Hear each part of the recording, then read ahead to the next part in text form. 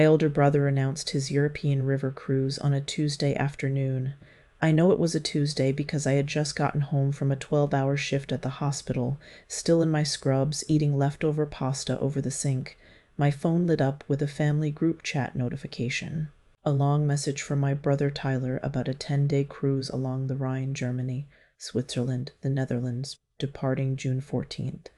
Photos of the itinerary attached. He'd already put down a deposit. I remember reading it twice. June 14th was my baby shower, not a date I'd picked casually. My husband Wes and I had announced the pregnancy in January.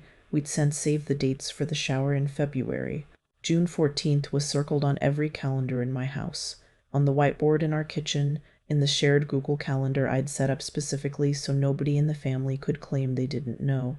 The shower was 11 weeks away. My mother had already RSVP'd. My father had already RSVP'd. Tyler himself had sent back a thumbs-up emoji to the save the date 4 months ago, and now he'd booked a 10-day European cruise leaving that exact morning. I put down my fork. I sat on the kitchen floor. I don't know why the floor, I just needed to be lower somehow, and I read the message a third time. The last line said, "Hoping we can maybe reschedule the shower to work around the trip. It's a limited sailing and the dates are fixed." I was 31 weeks pregnant. I was a labor and delivery nurse. I understood, better than most people in my family, exactly what reschedule a late pregnancy event actually meant in practical terms. Venues, caterers, my OB's availability, the fact that at 36 weeks I might not be in any condition to sit through a 4-hour party. I understood all of it in about 30 seconds. What I didn't understand yet was how far this was about to go.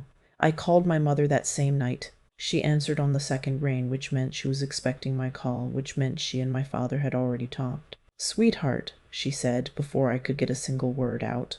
"Tyler found this deal months ago. He just didn't book it until now, because he was waiting to see if his buddy could get the time off. Mom. And you know how hard it is to get 10 consecutive days. His work schedule is so demanding, Mom. The shower is June 14th. That date has been set since February." Tyler confirmed he knew about it. There was a pause, the kind of pause that isn't really a pause, it's a recalibration. "I know, honey. But the thing is, the cruise line won't refund the deposit if he cancels now. It's a significant amount of money." I pressed my fingers against my temple. "How much did he put down?" Another pause. $800. $800. My shower venue deposit alone had been $600. The catering contract I'd signed was non-refundable after 30 days. I had 12 people flying in from out of state. My best friend, Nadia, had booked a flight from Seattle 4 months ago specifically for this date. "Mom," I said carefully, "I am 31 weeks pregnant. I cannot reschedule this shower." It wouldn't have to be a big rescheduling. It would be a complete rebuild. And I'm not doing that. She got quiet. Then she said something I wasn't prepared for. "Tyler is really excited about this trip. He works so hard. I just want you to think about what it would mean to him if he had to cancel." I got off the phone and went to find Wes. He was in the nursery assembling the crib we'd ordered 3 weeks earlier, a half-finished instruction sheet spread out on the floor beside him. He looked up when he saw my face. "Sit down," he said. I sat on the glider we'd picked out together, the one in the corner by the window, and I told him everything. He listened without interrupting. When I finished, he set down the Allen wrench and looked at me for a long moment. "You're not moving the shower," he said. It wasn't a question. "No. Good." He picked the Allen wrench back up. "Then we're not moving the shower." What happened over the next 3 weeks was something I've since come to think of as a campaign, not a conversation, not a family discussion. A coordinated effort to wear me down until I gave in. My father called on a Thursday. He framed it as just wanting to understand my position. He listened to me explain for about 4 minutes, then told me I was being inflexible and that family meant compromise. When I pointed out that I had not been the one to book a non-refundable trip on a date that had been publicly announced for 4 months, he said, "Tyler didn't do it on purpose." I said it didn't matter if it was on purpose. He said I was making this harder than it needed to be. I said I agreed and hung up. My sister-in-law, Tyler's wife, Francesca, texted me 2 days later. She said she was sorry that she had tried to talk Tyler out of the cruise timing, but that he had already paid and she didn't want to fight about it. She said she hoped we could find a solution. It was the most honest communication I received from anyone in my family during that entire period, and I appreciated it even though it didn't change anything. Then my mother called again. This time her tone had shifted. "I need to tell you something," she said, "and I need you to hear it without getting upset." I was already gripping the phone harder.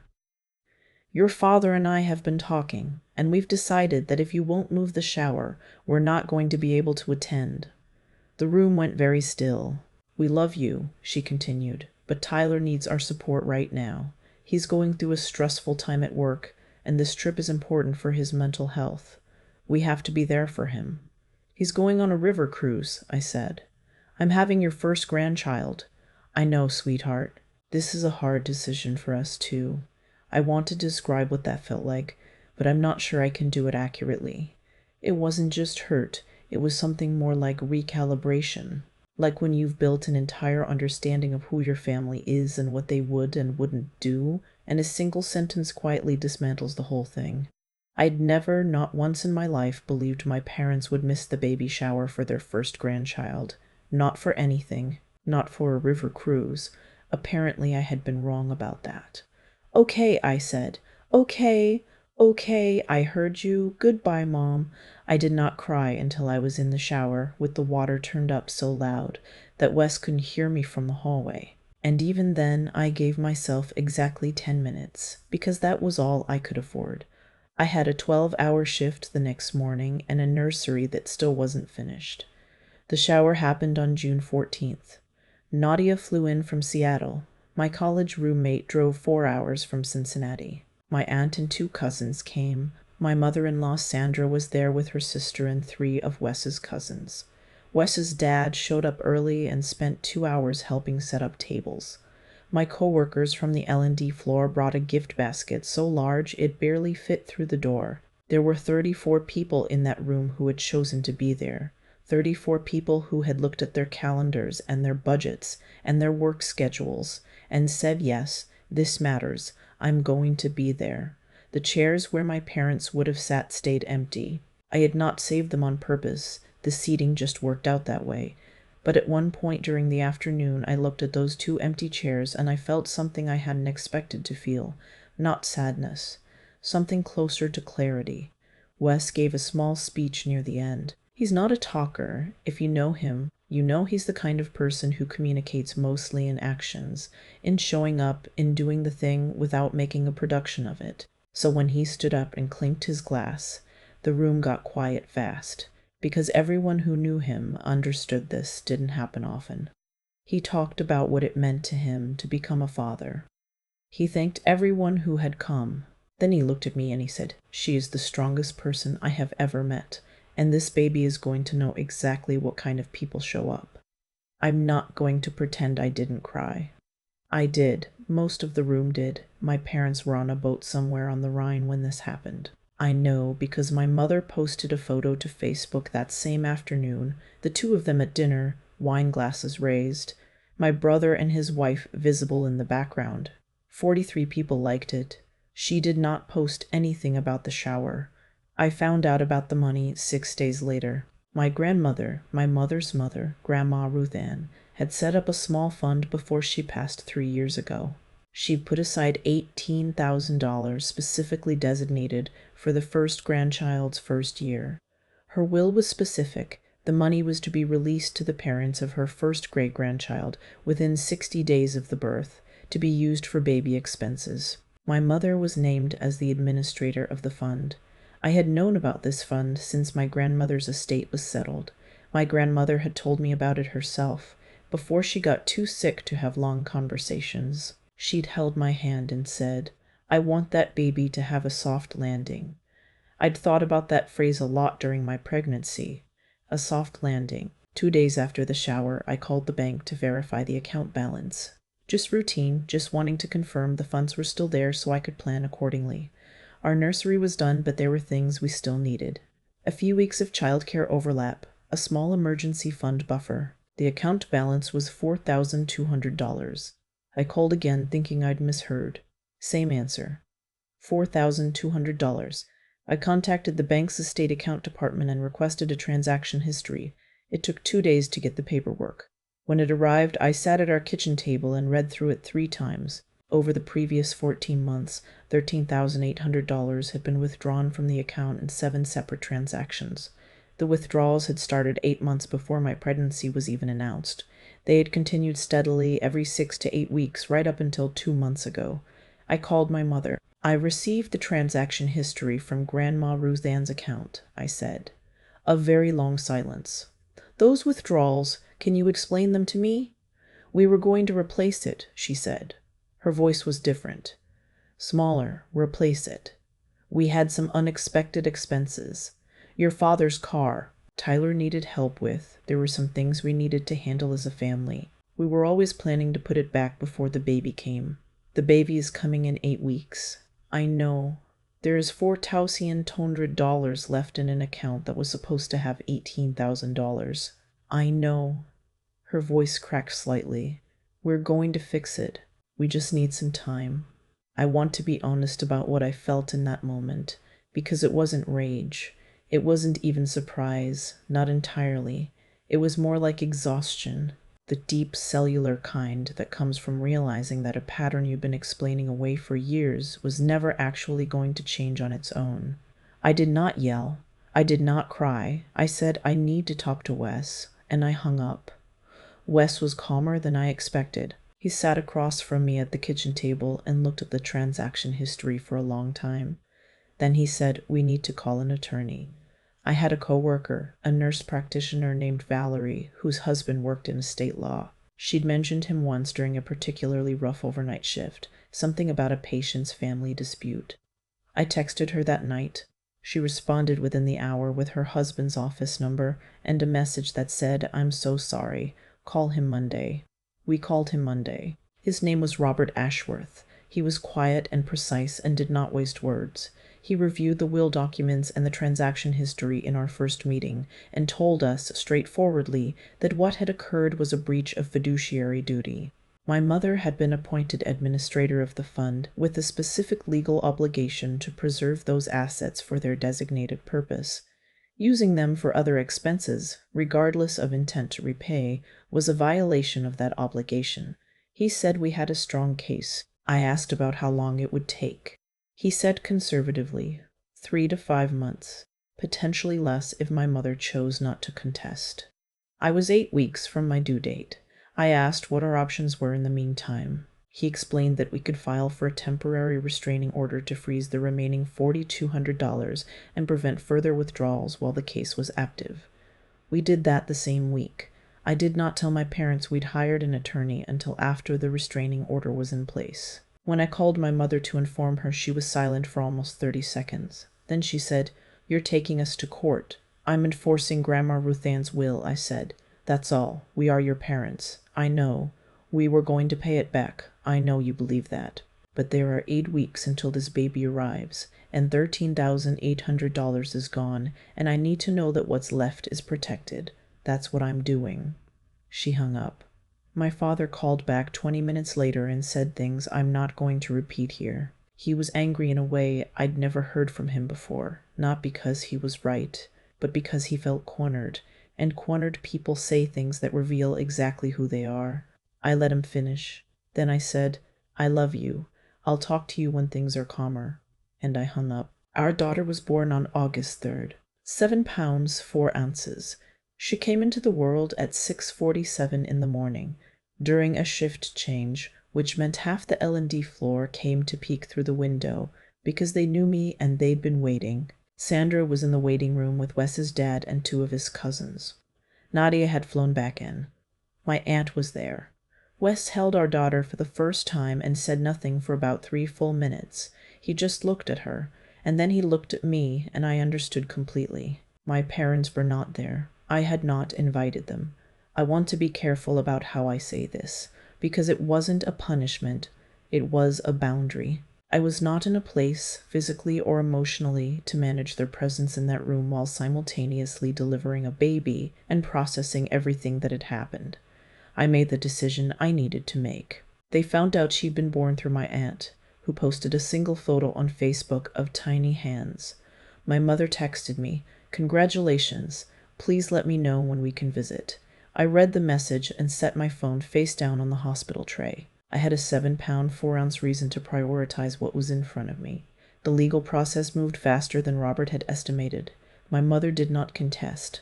I think, when it came down to it, there was no version of contesting that didn't involve her sitting in a room and explaining on record where $13,800 of her mother's estate money had gone.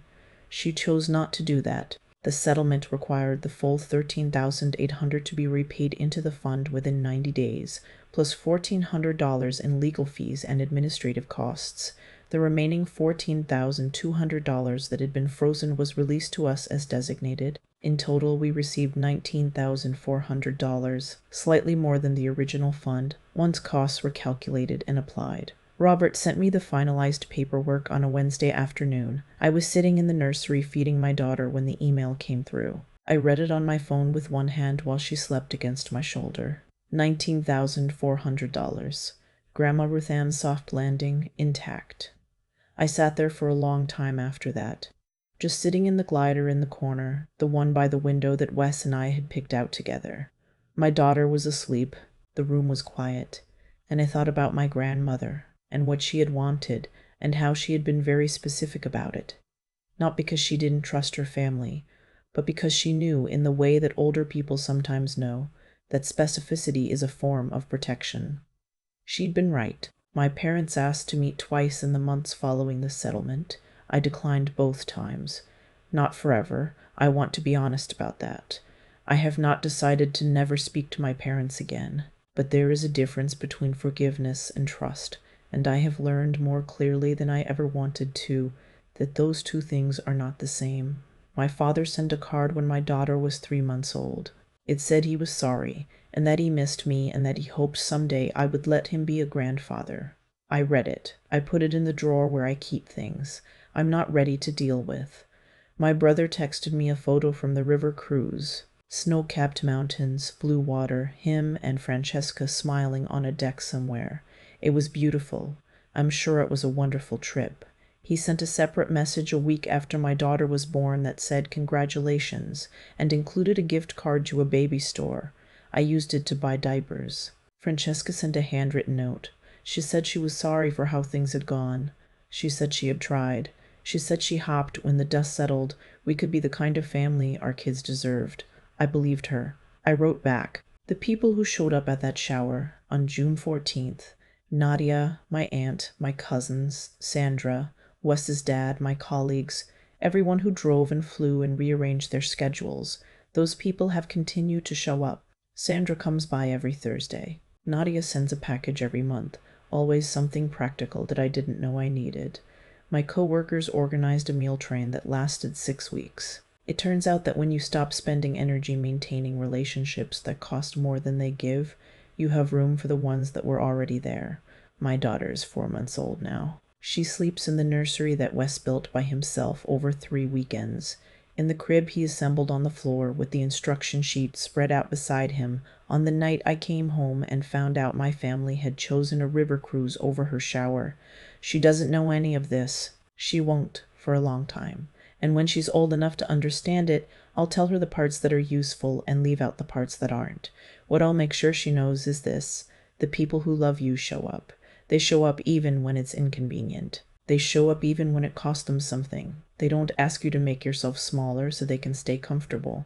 And when someone tells you through their actions exactly who they are, you believe them. The first time, I believed my family when they told me my brother's river cruise mattered more than my daughter's arrival. I believed them when those chairs sat empty at my shower. I believed them when I read 7 transaction records on a kitchen table and understood that "we were going to pay it back" is a sentence that means something very specific about how much you were prioritized. I believed them, and then I acted accordingly. Grandma Ruth Ann knew what she was doing when she wrote that will. She knew that love is not the same as reliability. She built a structure around her love to make it enforceable, because she understood that the intention to do right by someone is not the same as actually doing it. I think about that a lot, the difference between intention and action, the gap between what people say they would do and what they do when it costs them something. My daughter is asleep right now in the room down the hall. Wes is beside me. The house is quiet. It's enough. It's more than enough. And if my parents want to be part of her life someday, they know where to find us. But they will have to do the work this time. I am done making it easy for people to take from me and call it family. I've thought a lot about what actually happened here. Not the legal part, not the $19,400, not Robert Ashworth's paperwork, not the restraining order. I mean, what happened underneath all of that? Because the money was almost beside the point. The money was just the thing that made everything else impossible to look away from. Here's what I've come to understand. The people who took from me didn't think of themselves as people who take. My mother genuinely believed she would put it back. My father genuinely believed he was managing a family situation. Tyler genuinely believed that his cruise and my shower were a scheduling conflict with two equally valid sides. None of them woke up in the morning and decided to be the villain of my story. And that, I think, is the hardest part to sit with. It's easier when people know they're doing wrong. It's harder when they're completely comfortable. What I learned, what I'm still learning, is that comfort is not the same as integrity. A person can be perfectly comfortable doing something that costs you everything. They can be comfortable and kind in other ways, and love you genuinely in the ways that are easy for them, and still fail you completely in the moments that actually matter. Those things are not contradictions. They are just true at the same time. Wes understood this before I did. He didn't say much during those 3 weeks when my family was calling and pressuring and recalibrating. He just kept showing up. He finished the crib. He came to every prenatal appointment. He stood up at the shower in front of 34 people and said what he said, and I watched the room go quiet. And I understood in that moment that he had been building something while my family was busy dismantling something. He had been building a life with me, quietly, consistently, without requiring me to notice. That's what integrity actually looks like. Not a grand gesture, not one dramatic moment. It's the accumulation of small choices made when nobody's watching and nothing is required. Wes made those choices so consistently that I didn't even see them as choices. I just saw them as him. But they were choices. Every single one. My grandmother made choices too.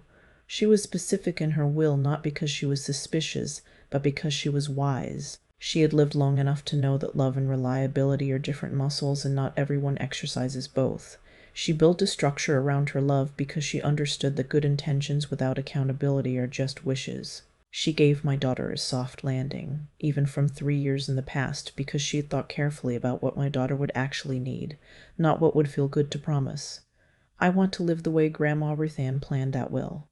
Carefully, specifically, with my eyes open about the difference between what people say and what they actually do when it costs them something. My daughter is 4 months old. She can't hold her own head up yet, but she already knows Wes's voice from anyone else's in a room. She turns toward it. I watch her do this and I think that is earned. That is what it looks like when someone has shown up every single day since before you were born. I don't know what my parents will do from here. That's genuinely not mine to control. What I know is what I will do. I will show up. I will be specific. I will not confuse the intention to do right by someone with actually doing it.